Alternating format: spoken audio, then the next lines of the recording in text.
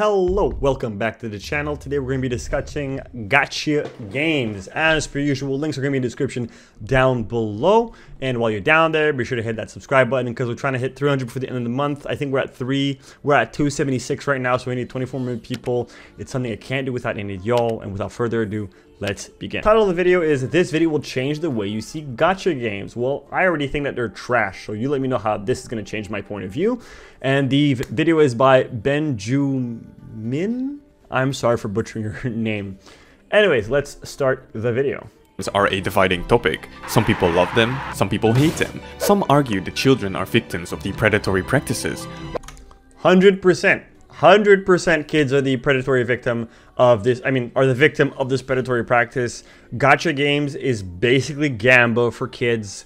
You are trading real currency for the possibility of getting something fake. I know it's not gamba because you're technically not getting any like physical items in there, but it's still gamba.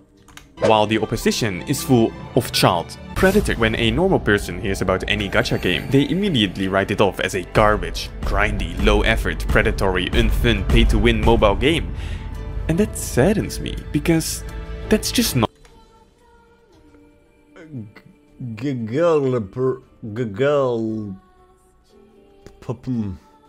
Acronym. Not true.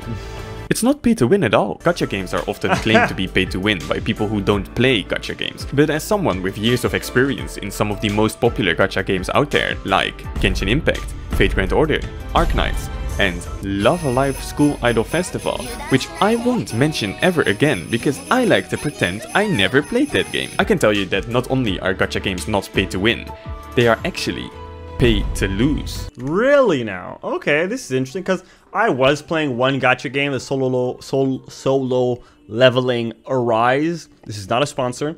I was playing their game and I was having a really good time, but like every couple of mission chapters, you just hit these hard blocks that if you're not like putting in money in there, you're just grinding it out. A pay-to-win game can be defined as a game in which you pay to win. A real shocker, I know. A good example of a pay-to-win game is a game like FIFA, specifically FIFA Ultimate Team. In case you haven't noticed from my low IQ sounding accent, I am in fact European, meaning that I was practically born with a football in my hands and therefore have a lot of experience playing FIFA.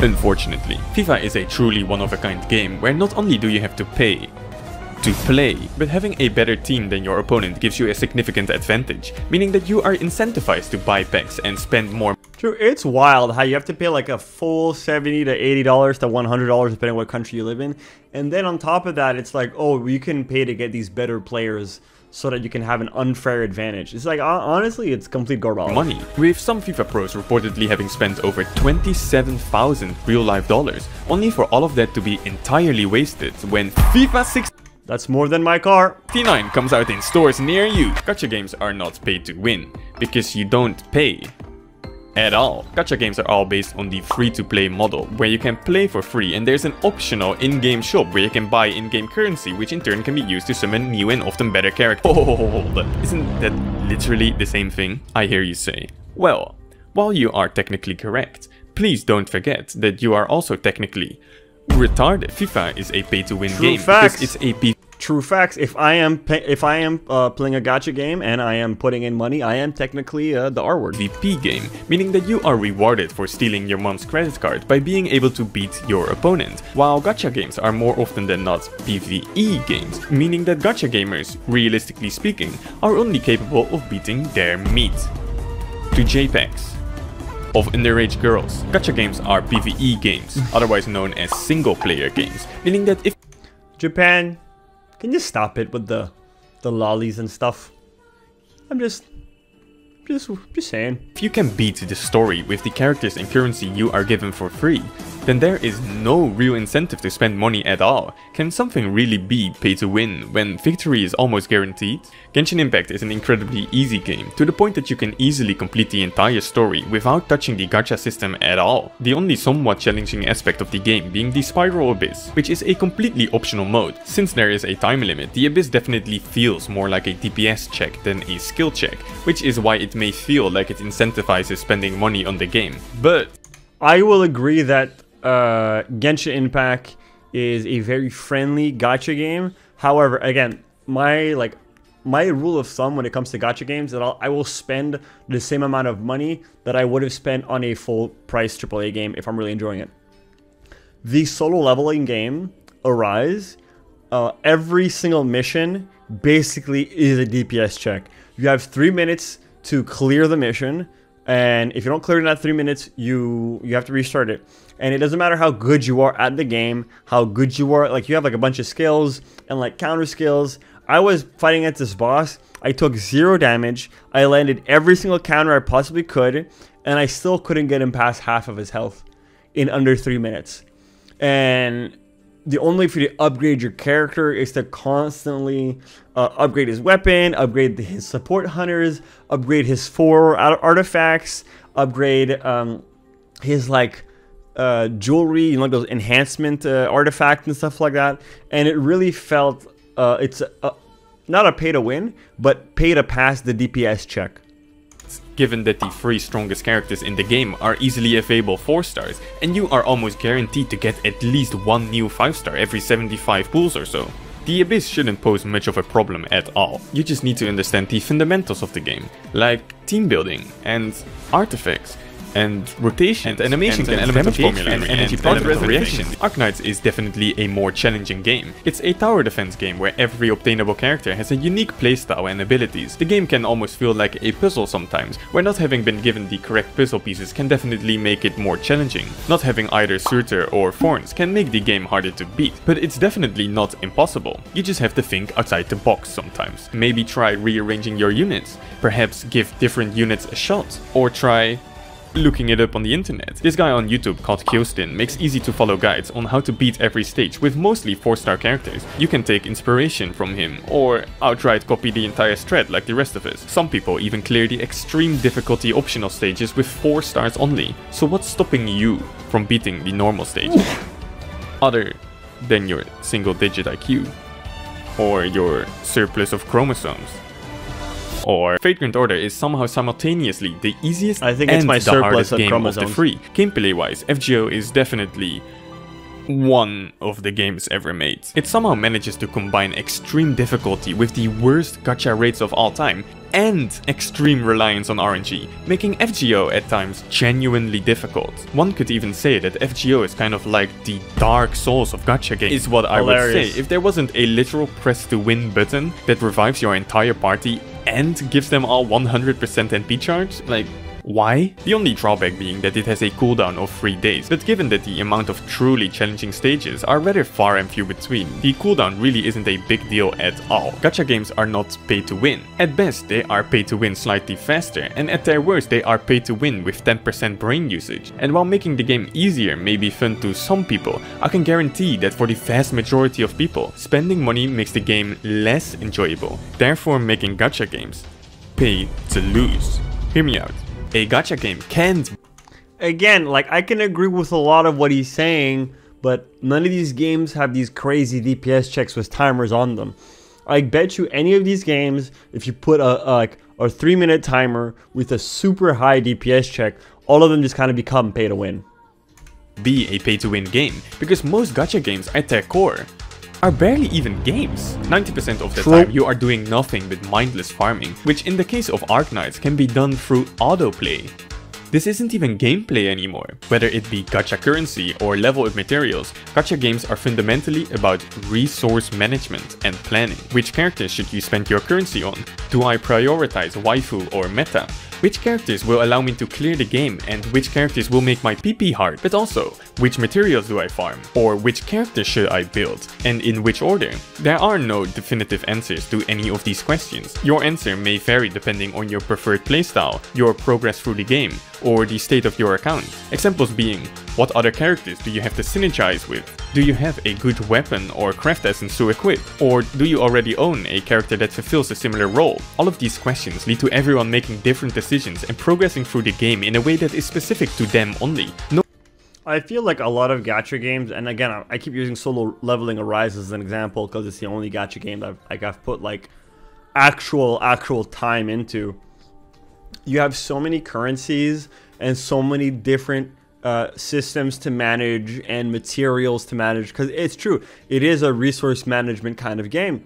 You have so many of these things, and it's all painted with a pretty coat of an action game, and you kind of get distracted by the action and stuff. You're not really paying attention to how much you're spending, how much of the materials you're actually putting into the game. And I'm talking about like before putting any actual money into it. You're just like so focused on the gameplay, because Solo Leveling Arise is actually a like fun gameplay loop, and you have so many things to manage that you're just kind of not keeping track of anything. And then by the time you hit like your first damage wall or your first DPS check, you've spent most of your gold and artifacts and like upgrade materials and like draw tickets, because like every day you get your dailies, right? And with every daily, they're like also you have to upgrade this weapon 10 times as a daily objective. You have to upgrade another character 3 times as a daily objective. So the game is a resource management kind of game. There's really intense DPS checks, and it's constantly incentivizing you to spend your materials and your currency sporadically across a bunch of different characters, because you can only upgrade characters so much until you have to upgrade different ones for you to get the daily quest. And then by the time you get to your DPS check, boom, you have that wall and you have no more materials. No two accounts are the same, and being forced to make difficult decisions makes your account truly feel like it's yours. In a way, gacha games play like a massive roguelike, where the resources given or not given to you massively change the way you have to approach the game, resulting in a completely different experience for everyone, which creates this amazing sense of community. People understandably want to know which choice will be the best before making rash decisions, and want to know what choices other people have made. A trend like Genshin characters me and my friends own should be a completely uninteresting video. Who the fuck are you and why should I care? Yet these videos are enjoyed by many people. People want to know what choices the people around them have made. Ask 2 friends that play the same gacha game which characters the others own, and I'm sure they could give you a detailed description of their entire account. FGO was the most tweeted about game in 2017, 18, 19, and the runner-up in 2020, with Genshin Impact taking the crown in 2021. And this is no coincidence. Gacha games are unrivaled in terms of forming a sense of community, to the point that an old, ugly-looking single-player sprite RPG visual novel was more talked about than Fortnite in its prime. But the moment you decide to bust out a credit card, you lose all of this. No decision holds any weight anymore. Managing your resources is unnecessary when you have infinite energy. Any form of strategy can be thrown out the window when you can brute force everything. And what is left? An endless grind of farming.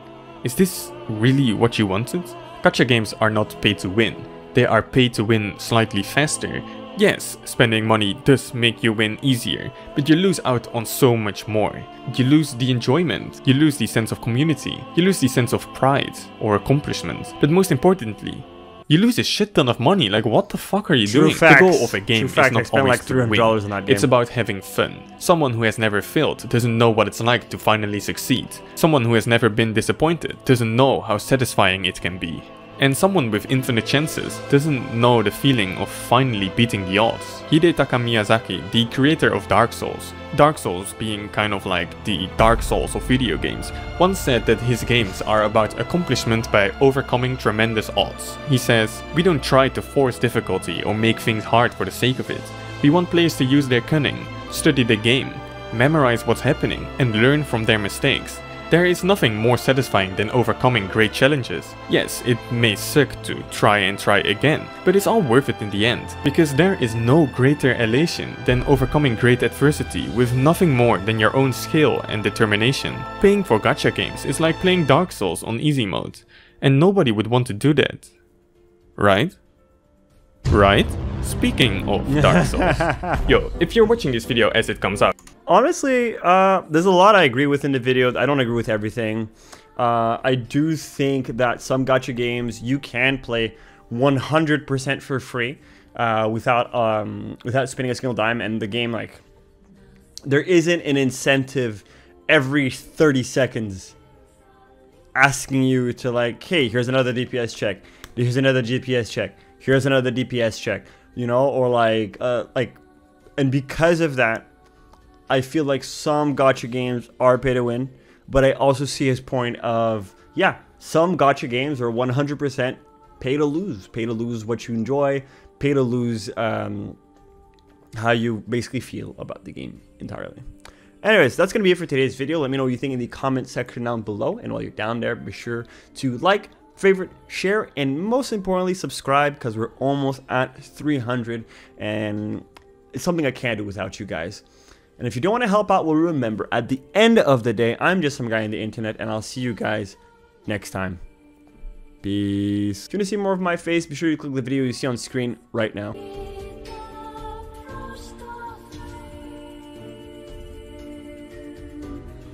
Mighty